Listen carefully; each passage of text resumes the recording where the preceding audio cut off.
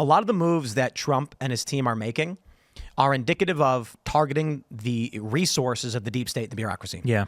So obviously, you know, what was Trump's quote? Or something about there's not going to be blue states. What did he say? Do you remember that quote? No. What is that? Yeah, let me see if I can pull that one up. Trump said something to that effect. I forgot what he said. The leftists were all freaking out. And they're like, this means he's going to attack, you know. A big surprise. What is that quote? I can't remember what the exact quote was, but you've got these stories popping up. I'll just throw this one in there. Where blue states fear invasion by red states and National Guard. Like, these are the talking points we're getting from the left about Trump basically ending their ability to vote, whatever. I call this Donald Trump's march to the sea. He's gutting the resources, USAID, the spending that has circled back and been funding these leftist organizations. Mm-hmm. So it does seem like, first and foremost, Trump's strategy is, how can we stop them from getting back power? Yes. In which case, for Dan and Cash, the first moves may be, why was Trump's home raided? Why wasn't Biden prosecuted? What happened on J6? What did they know, and when did they know it? That's why I think Bongino and Cash have to go after FBI leadership right away. I've been in contact with an FBI whistleblower since the end of last year, who's been caught up in lawfare against the FBI for like years. And her story is just like Marcus Allen's story. Marcus Allen testified before the Congress last year.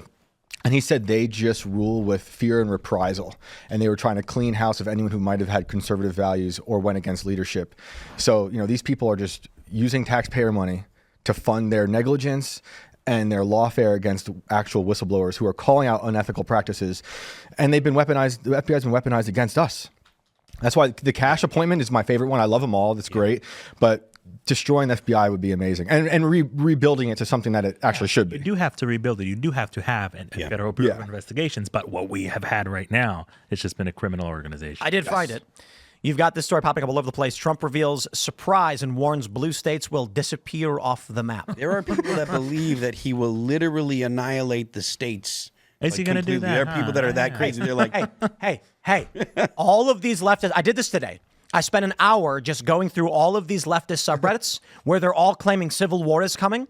Yeah. And the best part is these very same liberal pundits. We're calling you names. No. So not only were mocking me for suggesting we were on track to a civil war, talking about, look, I didn't make it up. It's a bunch of articles in the press saying civil war, civil strife, etc. You got a guy, Stephen Marsh, writing a book about it. I'm like, man, this is crazy.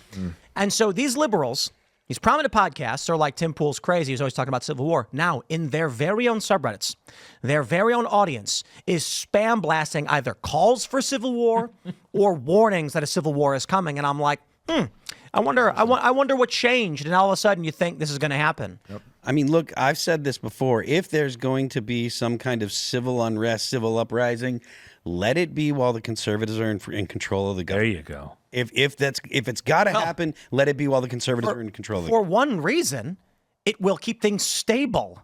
Like, when I look at what Democrats were doing in office, raiding Trump's home, falsely accusing him of crimes, I'm like, well, if conflict arises while they're in control, it is chaos and corruption.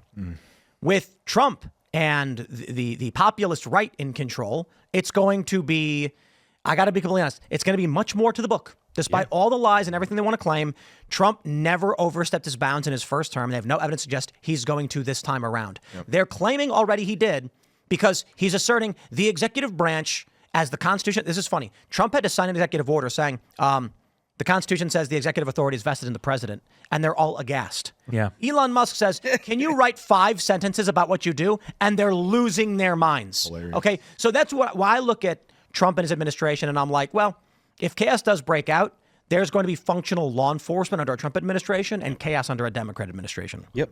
And you know, we talk about or you hear people complaining about the email from Musk saying, say what you did. If you dig into it a little bit, you'll hear that there are actually like exemptions. Like Tulsi said, look, right. Yeah, you guys that are working in the intel area of the government, you can ignore this. I will get in touch with the president and get in touch with Doge and let them know that it's probably not a good idea for you all to list 5 things that you did considering security clearance. I still can't believe how mad they are about the 5 things. Thanks for checking out this clip from Timcast IRL. Make sure to watch the show live Monday through Friday at 8 p.m. Subscribe to this channel, and we will see you all there.